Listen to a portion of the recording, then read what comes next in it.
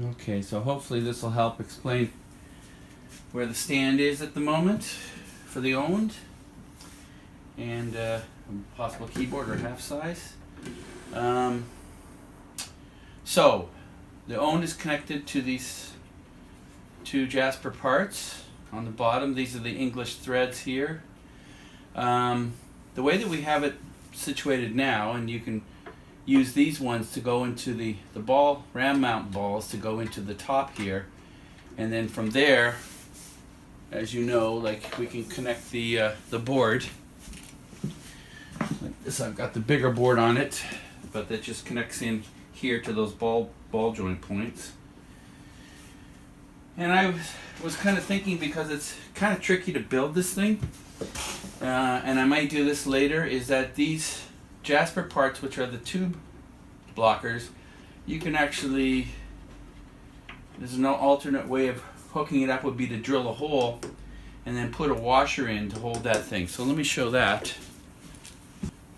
Yeah, so what I was thinking of was, here's that Jasper part that is this end tube, and it's easy to drill through plastic, of course. And you'd do this kind of assembly where you'd have washers on both sides, or maybe just on one side. So that would be in there, and then on the inside you'd put this washer and then a lock thing. Oops. Then a lock thing like that with the plastic in here. The idea then would be that the ball would be up here, and it would be easier to have a mount up here when you don't have the Onde speaker, because you're not relying on the Onde speaker to supply you with a mount right there. All right, so that's one possible part. Maybe it's not really important right now, but here is the stand. What I've gone to is, I went to, originally was an underneath mounting, and then the above mounting, and now back to an underneath mounting. And I like this underneath mounting because this is the way to get the maximum length from this bar. So what's important with this bar is that, let me get one. I have one that's, yeah, so with the bar, if you mount it on the top, the advantage is you've already got the built-in pads. But what you need to do, so you see that's where the rod would be, the tube. You need to put this part in the back, because what you want to do is you want to have the weight from whatever's in the front driving down and being supported by the front of this connection. If you do it this way to gain extra rod length, then what's happening is the weight of the keyboard or the continuum will, the only thing supporting is that screw. So it really has to go this way. So that means instead of gaining extra length with a rod here, you're going to sacrifice some of this length over here by doing this kind of thing. Okay? But if you want to not sacrifice it, if you flip it around, you gain the height, and now you see this is the unsupported way, and this way is the supported way, because now the weight is going against here. And by the way, you can take out these end pieces like I did on this one. If you use an X-Acto blade, you know, the little square end piece that's on the back of this thing, just carefully pry up, and it's just a plunger type part.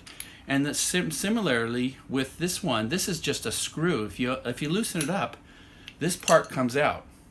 So that means you can, you know, if you're using it this way, you can keep this in there, or you can get it out of the way if you want, or you can put it sideways, doesn't matter. If you're using it this way, you can put it up here to support or get it out of the way. So there's a lot of flexibility with that mount.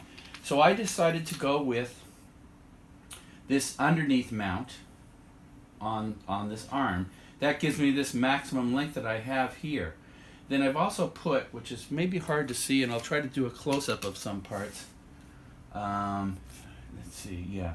I put another one of these pieces here to support it, because if you're here straight, like this, you're supporting the back of the rods with that same piece. But as soon as you do something like this, see, these things are quite, you can rotate them quite a bit, so you can get a narrow thing in there, a deeper thing, that sort of thing. So there's a lot of flexibility here. But if you go this way, your back is no longer, of this arm, is no longer being supported by the mount that's on there, the mount here. So I put two other mounts here, to just catch that end in the back. So the critical thing is the back there. So this mount and this mount are the same plane, and the same on this sort of side. Hey, Kobe.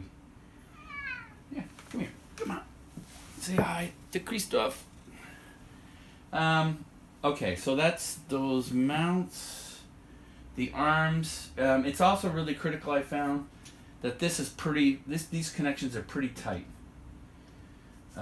Because there's a lot of, when you put the weight here, there's a lot of force. So, and then also because you tighten here and here and here, you're going to gain even more strength. So other things with this, notice the way the legs are sort of splayed out a bit here. I find when you just get it wider like that, it really helps with the sideways movement. In fact, the way this stand is now, putting a half size on there, let's get this, fits really nicely, and it's actually pretty darn stable, especially in the down direction. Sideways is not bad at all too. It gets better the farther back you get because you're closer to the center. So, which makes me think of another thing with this stand. It's really critical that all these tubes are adjusted so that all 4 feet are landing on the ground, and it's really, really stable. Having one of these feet off a little tiny bit completely gets rid of the stability. So that made me wonder whether I actually should be going, instead of a 4-leg thing where I've got legs in the 4 corners, we have maybe go to a 3-leg where you've got legs in the front and then a center leg coming down.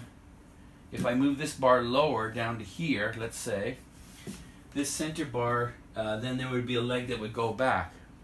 I may play around with that just to see if it helps. If that was the case, it would mean that these legs would end here. There'd be, they'd be cut off right there. But I don't know. I haven't. The other compromise, the problem with that is that these extension arms. So if you want to make this at extending height, you loosen up these ones here. And then this whole thing comes up like that. You see now? Now it's more at a standing height. It's still pretty stable. With the half size continuum, is going to cause it to rock just a little bit, but it's still not bad. But the problem is, if I go to the 3-leg thing, this length of arm here will be compromised because it has to be able to go in to this thing. So I don't know.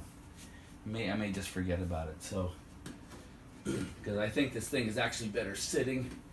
But even at sitting, it's still nice to have it slightly adjustable. Yeah, that's kind of picky in there. Go down there like that. Okay, so that's that. Another thing that I added that was not in the picture, I have a T connection right here, and you can put one on either side of this thing, and I put the screw connection, rotating thumb screw here.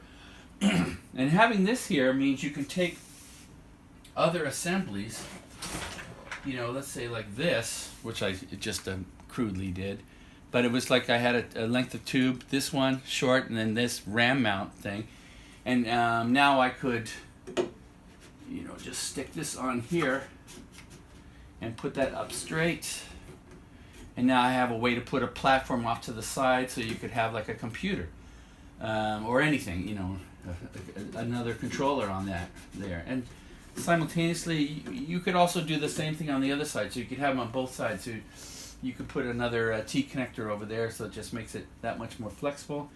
What I did on the bottom was I used another one of these T connectors, and I had this thing which was a Roland, or part of that original thing, but Jasper sells, I think, something similar.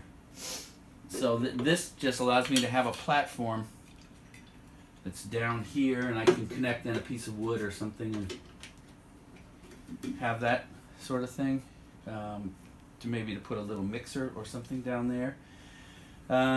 Where this bar is connected in the up or down position, I don't think it matters too much. It could be lower.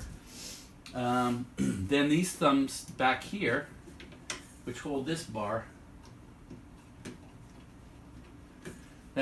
means that this entire keyboard assembly can be, you know, adjusted for height.